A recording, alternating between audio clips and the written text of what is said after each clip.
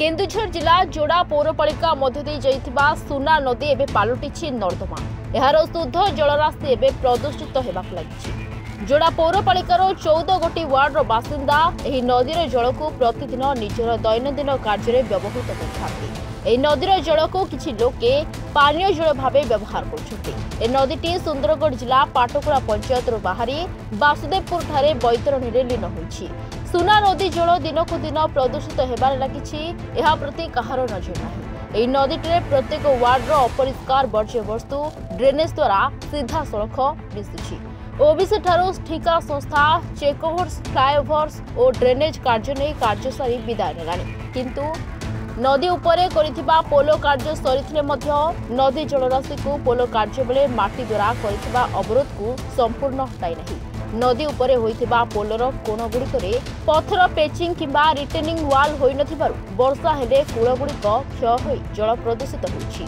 मुख्य रास्तार उभय पार्श्वरे चेकओवर्स ठिकादार द्वारा निर्मित ड्रेनेज रे आसुथिबा अपरिष्कार जल नदी रे सीधा सीधा मिसिबा द्वारा गाधोइबा और नित्य व्यवहार्य कार्य व्यवहृत करुथिबा लोक माने बहु असाध्य बीमार रे पडुछथि। एथिपई प्रदूषण विभाग सामाजिक अनुष्ठान गुड़िक एवं सरकार एप्रति दृष्टि देवाकू साधारण दाबी होछि। सुना नदी जो अवस्था है ये सुना नदी है कि नहीं, सुना नदी वर्तमान नर्दमा सदृश हो गलानी।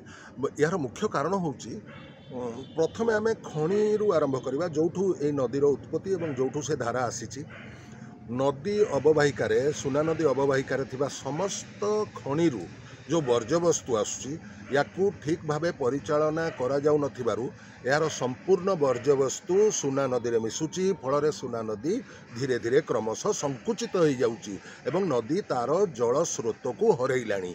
एक द्वितीय कथा होची जोड़ा सहर रे थिबा जो आपणकर जोड़ा मार्केट कहतु से मार्केट अंचल रे बसवास करुवा अधिकांश लोक सेमानकर स्टोरेज जो मल टांकी को से संपूर्ण भाव सीधा सड़क सुना नदी सहित संलग्न करिसंती। आकु मध्य देखला वाला कहीं नांती एवं फल सेठू बही आसी काचकेन्दु भलिया पानी आपण जोड़ा पहुँचला बेलू से पानी वर्षा दिन रे शीत दिन रे खरा दिन रे सबु दिन लाल होकर रोची एवं अत्यंत प्रदूषित हो जाइछि। एवं प्रथम द्वितीय कथा होची प्रदूषित हैला बेले एही जल रे प्रायतः लीड अंश रोची आपणकर आर्सेनिक जोटा रोची सेटा रोची एवं लौह अंश रोची।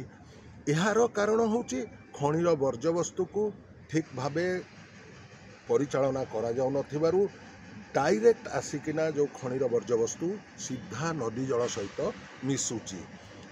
यार मात्रा अधिक हो गले आपण एई जल आउ पानीय उपयोगी रहिबनी, एई जल व्यवहार उपयोगी रहिबनी। एवं आउ मध्य गोटे अभियोग सबुबले आसे आमे जानू आपणकर जोड़ारू बही जाइथिबा सुना नदी जेतेबेले बिलेईपदा पूर्वरु पहुँचुची कालियाबेड़ा बनईकला ए अंचल जो मैंने गाधौचंती से माने एबे मध्य कहउचंती जे सेठारे गाधेइले देह कुंडेई होउची। तेणुकरी एही जलर ठीक भावे जदि आमे ताकू सुचारू रूपे तार परिचालना जदि ठीक भावे न करिसंती सुना नदी आगामी दिन रे आउ नदी ही रहिबनी नर्दमा रे परिणत हो। जोड़ारू रमेश चंद्र महापात्र रिपोर्टर्स टुडे।